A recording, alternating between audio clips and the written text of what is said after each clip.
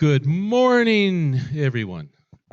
I was going to say good morning, Vietnam, but we're not in Vietnam. Okay, so we're here to talk about the most exciting subject of the day, debits and credits.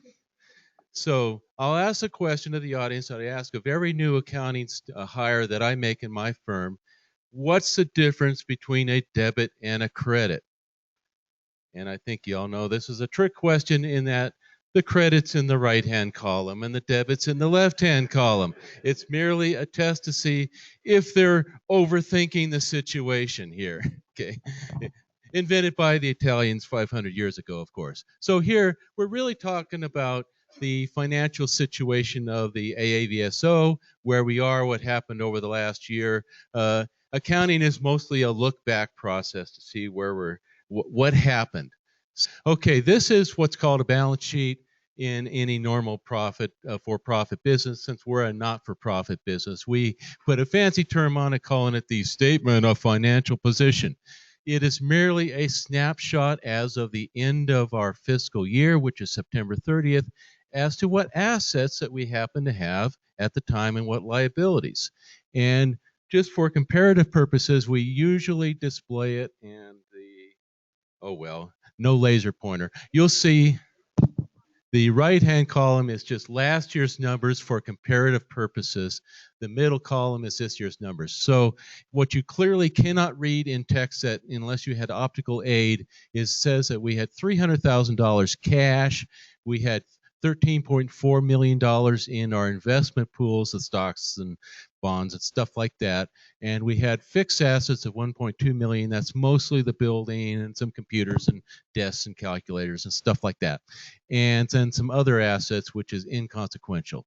So our total assets, just shy of $15 million. And you can see that's a very, very similar number to the prior year. In fact, all these numbers are pretty similar. So that's how much we had. What did we owe? Well, we had about $107,000 of liabilities. That's mostly payroll taxes payable, a few odd bills that were still due, some credit card charges hadn't been paid yet. So subtracting one from the other, that gives us our equity. That's our net equity, and that's broken down into a few categories. So we call those our fund balances. So we have our unrestricted funds, things we can spend anything we want to on it. We have our restricted funds. These are monies that people gave for specific purposes. And then we have the permanently restricted, and that's our endowment, the Mayo Fund, stuff like that.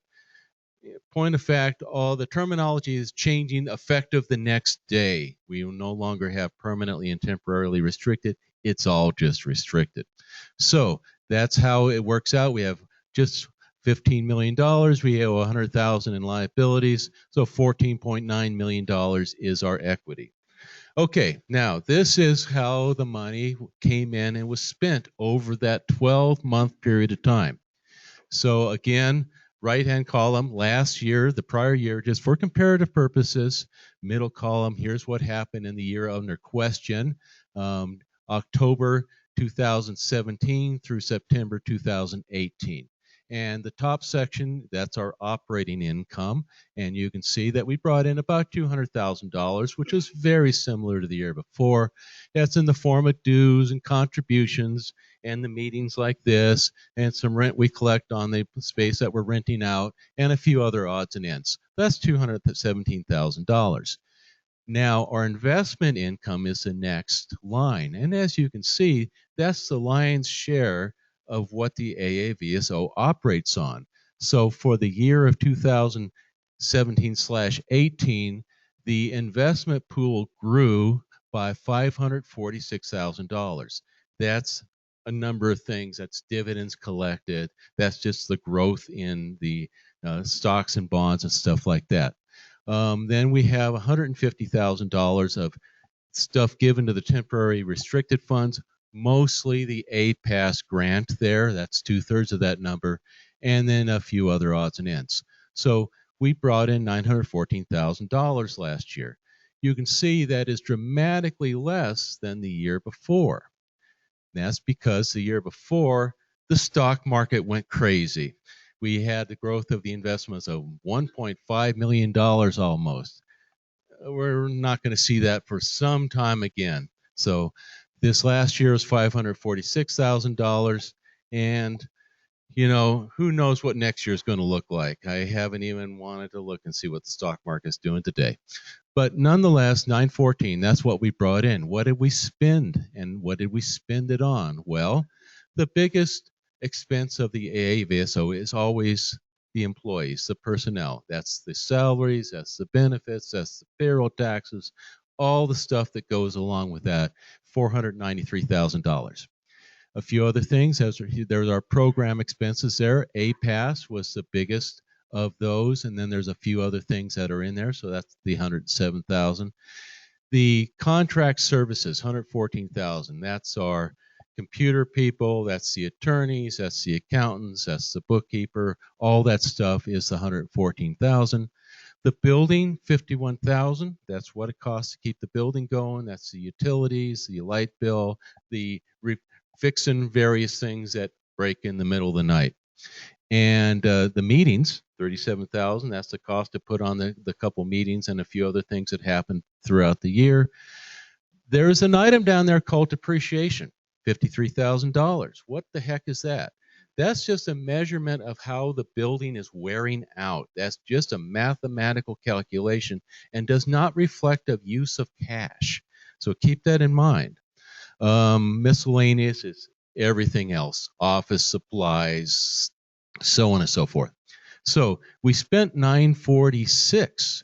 So this says, well, we spent more than we brought in, but we didn't use cash because even though this says we have a loss of 31,000, 52 of that is depreciation. So it did not use cash in this example. So this is the traditional profit and loss statement if you're running a small business. But we like to look at things a little differently and break things out by category. So here's our categories. We're going to break this out by fund now. The same numbers in the right-hand most column, but you can see that here's what's happened in the endowment fund. Here's what happened in the various restricted funds. The operation is what we're calling the unrestricted right here, and then the total. So the total comes up to the same numbers, at least within rounding. And you can see that in the unrestricted funds, we now have a loss of $104,000. And most people look at go, well, that's bad. We're not supposed to have a loss unless you plan for it. Because you'll notice up there on the first slide, we had $300,000 cash in the bank. And we decided that we're not earning enough money on that cash in the bank. We want to put that back in the investment pool. So at some point in time being specifically July, we stopped drawing from the investment pool to draw our cash balances down. And so we can see that in this particular case, we took out 464. We had actually budgeted to take out a lot more than that. So we actually left some money over in the endowment funds. So the loss down there was actually planned. So a good plan is always, you like to see it come to fruition. Here's the same numbers for that very same operating fund with the budget that we had set up at the start of the year. So there's our 217 that we brought in again, and we budgeted to bring in 204. So we actually brought in a little bit more than our budget. But when these budgets are constructed, we're always a little bit conservative, and we're not sure quite how much money we're going to get from meetings and stuff. So let's not overpromise and underdeliver. So in fact, we over-delivered to the tune of 13,000 in revenues here. And but this is the thing I was talking about. We budgeted drawing out 624 from the endowment fund. We only took out 464. So we left 160 in the endowment fund. So that's important to know.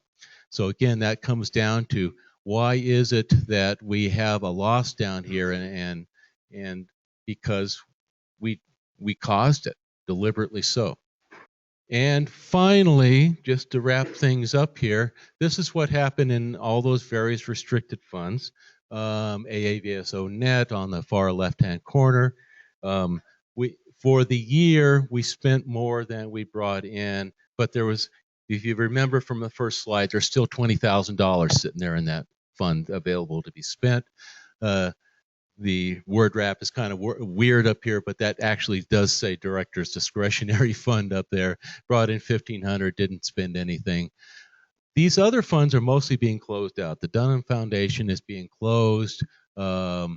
Maddie Mayo, those are for specific purposes for bringing students in and things like that. The APAS grant is now closed, and the Skylog is, those monies have been all spent. And due to the change in the accounting rules from those guys in the ivory tower back east who are redefining how we're going to report this stuff in the future, we made an effort to close as many of these funds that we can, because under the new rules, we have to treat it slightly different going forward. So that's it. I hope everybody stayed awake, and I don't see any foreheads on the tabletops out here, so you might have a question or two. A question from Bill Goff. The Mail and Maddie fund numbers, those are the income for this year. That's not the balance for that fund. Yes, Bill, exactly. That's just what came in and was spent in this 12-month period of time. The balance in those funds are about $100,000 each. So, do we have a mechanism in place so that the restricted fund, we don't have any withdrawal other than principal and interest from the restricted portion of the endowment? I know we have a large portion that's unrestricted, but is there any mechanism in place that actually shields the restricted portion? Okay, Bill was asking a technical question due to his expertise in running this for quite some time, and the short answer is, yeah. Bill was curious about what became of all that, and the short answer is no. We don't have a physical mechanism, because the pools, the funds, when you think about it, are all commingled. Everything's up in the investment pool, so you can't point at any specific dollar and say this is set aside for this purpose. You look at the whole, the aggregate, and we don't have the funds physically segregated and have not had, as far as I know, ever. So there is no physical mechanism for protecting that $3 million down there, as opposed to the $11 million that's unrestricted. Okay. Yeah. We have our own issues going on with Greystone, as Gary, bangs his head against the table occasionally. But yes, that can be done, but that would require, a physical separation, and then requires issues about, well, what, how you balance those funds and so on and so forth. And they have the most flexibility by aggregating everything, which is what most people typically do. Okay. Other question. Okay. The question is, do we have the investments in them in managed funds? And the short answer is yes. The whole thing is in managed funds, and Gary can talk about this a bit more. But the whole investment pool, and there's some cash there, there's some actual stocks and bonds, there's some mutual funds. The whole thing is being managed. Yes. Okay. The question is, right. For those who couldn't hear that, the question was, have we done a comparison versus what would happen if this whole thing was in an S&P 500 index fund, and are we doing better or worse? And the short answer is yes. That analysis goes on each and every quarter between the investment committee and the managers. And yes, that is part of the presentation. And what happened this last year, you may recall that we actually had two different investment pools, one with Morgan Stanley, Greystone, and one with TIF. And because the funds were separated, both of them were charging slightly higher rates. So we made the decision last year to combine the two so that we could get a lower management fee. Now the excellent question on the table, unasked, and I will answer, is, well, how did that go? Did we actually do better? And the short answer is they've only had it for 6 months, and the baseline is so short as to make it very difficult to draw any conclusions over such a short period of time. I will say, in the discussions with the managers, the idea is that we capture only about 80% of the upside of the market, but lose only about 60% of the downside of the market. We're in a bit more of a defensive posture than you might be if you are 30 years old and feeding your 401k. You know, it's appropriate, but apples and oranges to actually compare this to what you would be doing in your normal retirement funds, the ratios and the returns and all that, because this is a not-for-profit.